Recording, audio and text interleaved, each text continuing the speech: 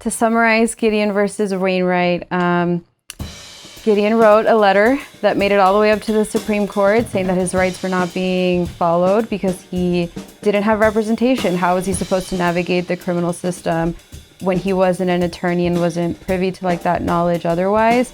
And the Supreme Court decided that just because you're indigent, just because you can't afford an attorney doesn't mean you shouldn't have one in a criminal case.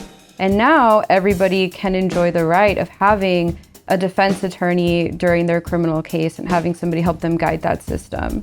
But I think it was a massive, massive seminal case that has definitely improved the welfare of so many people in criminal cases.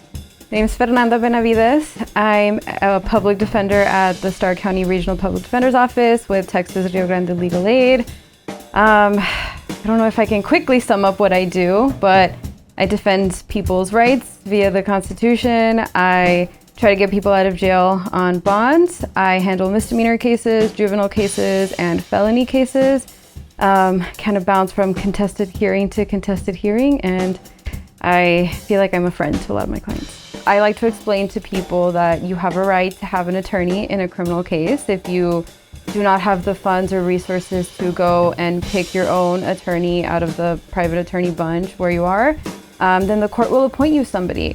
And that person may very well be a public defender if there's a public defender system there. My name is Nick Feely. I'm a public defender with Texas RioGrande Legal Aid at the Beeville office. I, believe in the principles in the Bill of Rights, in the Constitution, and I think those are very important to the American justice system. And I think that one of those jobs is that we double check, we triple check the work that the government does. We make sure that they're getting it right. So what drives my efforts in service is has always been my clients. I think that, at the end of the day, knowing that this is something that affects an actual individual allows you to have a higher level of empathy and put yourself in their shoes. I know that when I put that extra effort in, for my client, it means that they might avoid, a consequence that could really impact their life. What I understand about being a public defender is I have the unique ability to have a direct impact on my clients' lives. My name is John Alacock, and I'm the Chief Public Defender of the B County Regional Public Defender Office.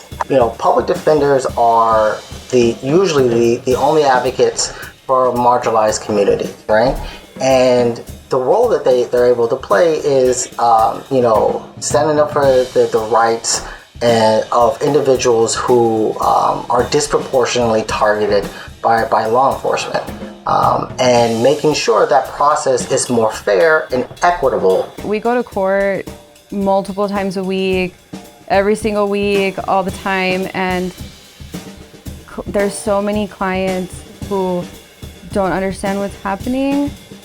I think that the court and sometimes us take for granted like what we know, and what I've really experienced is that you walk into any courtroom, the private attorneys are not the ones running around, the state is not the one running around, it's the public defenders running around, being in the back with all the inmates in the circle, talking about what's going on. We're getting appointed left and right, doing all of the screenings. So there's a lot more pressure being like a public defender in court because we're not sitting down.